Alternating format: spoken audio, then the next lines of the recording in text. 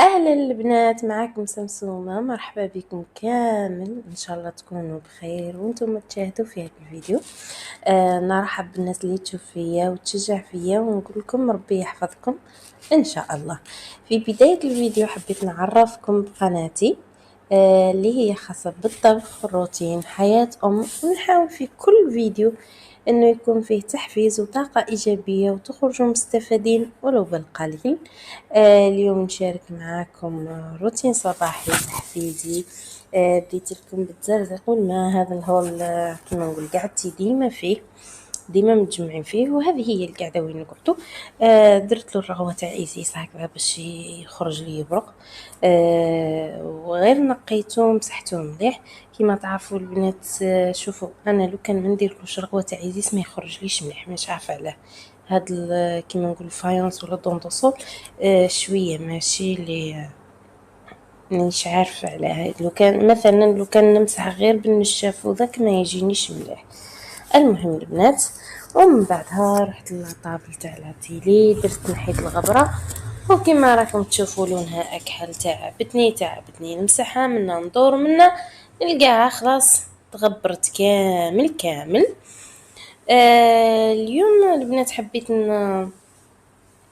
نشارك معاكم بحاجة على بالي راكم تسحقوها كامل، سيرتو اللي راهم ولادهم يدخلوا يقراو بالمرة، وتحضيري اللي كيفاش يتمشوا معاهم. درك راح نعطيكم بعض النصايح اللي كيفاش ديروا معاهم من بعد. شوفوا من بعد تقريبا تجربة تاع 7 سنين. وبتعاملي معاه كيما نقول ولدي وبنتي ما همش نفس المستوى وما همش نفس الفهم وما همش يعني مختلفين. سبحان الله، كيما على بالنا كل واحد من الأطفال تاعنا اللي كيفاش كاين اللي الله غالب عليه هذاك هو المستوى نتاعو، وكاين اللي الله يبارك في الساعة يستوعب، في الساعة يفهم. انا عندي زوج، واحد قوة عنده في الحفظ بصح الفهم ناقص، والثانية عندي العكس، عندي ما تحفظش بصح تفهم. مالا راح نشاركك كيفاش تنظمي ولا تبداي مع وليدك ولا بنتك من البداية إلى أن يكون من المتفوقين بإذن الله. بداية السنة ما فيهاش ميزال الحال، ما فيهاش راهي غير الدخلة، ميزال الوقت لا ميزال الامتحانات.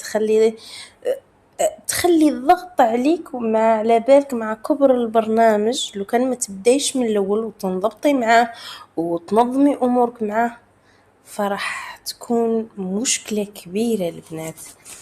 المراجعة اليومية غير يدخل وليدك غير تخليه يستراح شوية ويقعد يريح، مانيش عارفة أنا كل واحدة والروتين ياكل. المهم نبدأ معاه من بعد ما يريح هذيك نصي الساعة ولا 20 دقيقة، نحل الواجبات.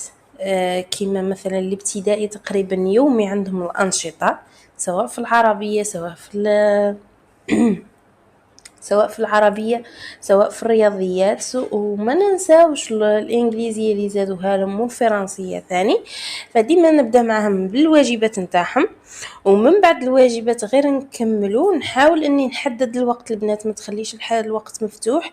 لو كان تخلي الوقت مفتوح هذيك هي المشكلة الكبيرة، انه ساعات يروح نهار كامل وانت غير تحفظي وتفهمي. الله المستعان. ثاني حاجة الفهم والحفظ الدروس البنات، هذوما مع بعضهم البنات. علاه درتهم لكم مع بعضهم؟ خاطرش يعني شوفوا انا ما نحضرش الدرس مع وليدي، ما نوجدش كيما نقول، بصح غير يدخل نعاود نفهم ولا نشوفوا واش فهم من عند المعلمة نتاعو، هكذا نعاود نزيد نكمل نشوف وليدي فاهم الدرس موش فاهم. وباينه المواد تاع الحفظ راها باينه، كيما تربيه اسلاميه، تربيه مدنيه، تاريخ، جغرافيا. ماذا بك لو كانت نقصي بالدروس بشوي ومن بعد لا كان وليدك ما هو جايب روحه لازم تمارين تدعيميه. تمارين تدعيمي هذا كيفاش تخيري تمرين تعرفي ولدك فواش راه ناقص، الحاجه اللي راه ناقص فيها سواء الاملاء سواء المهم اي حاجه ناقص فيها. بعد القرايه تاعو تزيدي ديري له ثاني واحد 45 دقيقه هكذاك. وان شاء الله البنات اليامات الجايه نشارككم الجدول نتاع المراجعة الدروس تاع ولادي كيفاش دايرت لهم وكيفاش نتعامل معاهم. المهم البنات كما قلت لكم دروس تدعيميه، لانه صرتوا الطفل ما يوليش قادر يستوعب، لو كان يعود كاين الضغط ما يعودش قادر يستوعب. على بالكم راه لو كان نحسبوها غير كون درس تربيه اسلاميه، تربيه مدنيه، العلوم التكنولوجيا كما نقول، فيها شوي فهم وفيها شوي حفظ، يعني راه تقريبا 40 درس مع ضيق الوقت. الاساتذه كثر البرنامج مش راح يفهموا الكل كلش، مش راح يعني راح تكون مشكلة كبيرة. اللهم اني نبدا مع وليدي من الخطوة الاولى، لو كان يشد من الدروس من كل درس يشد لي النسبة تاع 60 70، المهم يكون شاد نسبة باش نريح انايا نهار اللي يجيني الامتحانات والضغط نزيد نعاود نحفظه شوية وخلاص. ساعات البنات يقول لي وليدي راني ما حفظتش ولا ما قدرتش ماما كيما نقول يدخل عقلي هذاك الدرس، نقول له روح ريح روح ريح، ولا يقعد. المهم هذيك الفترة يقعد فيها غير شوية يريح العقل نتاعو، نعاود نرجع البنات نفهمه قبل ما يحفظوا باش يقدر يحفظوا. هذا هو نفهم له الدرس غير كي نشوفه تعب ولا العقل تاعو ما عادش قادر يستوعب ومن كثر الدروس لك نقول له روح ريح شوية ونعاودو نكملو باني نفهم له الدرس قبل ما يبدا يحفظه. هكا البنات تعطي نفسك الاتساع والاريحيه في الوقت خير من يولي الضغط عليك والعياط والضرب، وعلى بالي باللي راه ضغط كبير باش توقفي عليهم وكل يوم.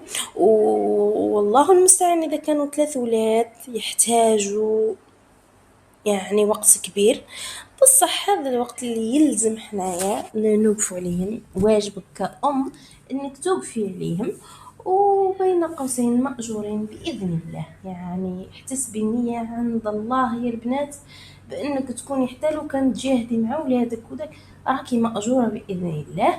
يعني تدي آخرة ودنيا. منين ذاك البنات ما تخلوهمش معتمدين عليكم، ما تخلوهمش معتمدين عليكم. خليه يعتمد على نفسه في بعض الاوقات. والله العظيم منين تلاقي امهات تشكي تقول لك لو كان ما نقعدش معاه. وشوفوا البنات راني نهضر على مراحل دراسيه كامله تقريبا سيتو متوسطه، نحضر له درسه نلخص له نحلو تماريناته، نتعلموهم علموهم انه هذه مسؤوليه نتاعهم.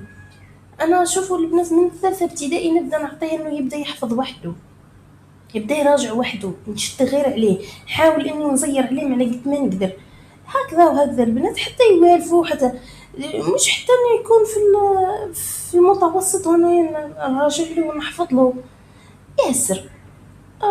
علموهم البنات انه يتحملوا المسؤوليه نتاعهم. المقارنه البنات المقارنه ما تدمروش بها ارواحكم وما تدمروش بها ابنائكم، لانه سبحان الله يا اخي اقتنعي انه كل انسان القدرات نتاعو، الاستيعاب نتاعو، الادراك نتاعو، الفهم نتاعو، قوه المهم البنات كي تشوفي وليدك يحاول حتى كون ما يلحقش شجعيه، العكس انه ما تقوليش تقارني فيه ولا تقارني في روحك بامهات اخرى واولاد اخرى.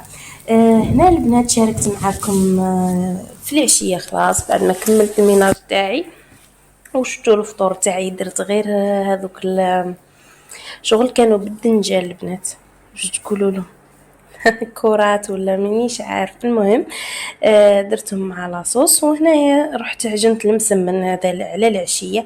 بنات ثاني هذه واحده من التحضيرات اللي تضيق وتنقصوا بها تعب على ارواحكم، انك تطيبي كونتيتي كبيره كما نقولوا تحطيها في المجمد. من بعد غير العشيه كي يجوا ولادك ولا سيرتو في الشتاء يجوعوا شوي بريوش شوي كسره على حسب الاكل نتاعكم تقدري تدسيهم البنات وديريهم. هنايا السميد شويه تعبني، ننصحك لو كان راح ديري المسمن سويسيمي احسن نوعيه، بصح جا لاباس.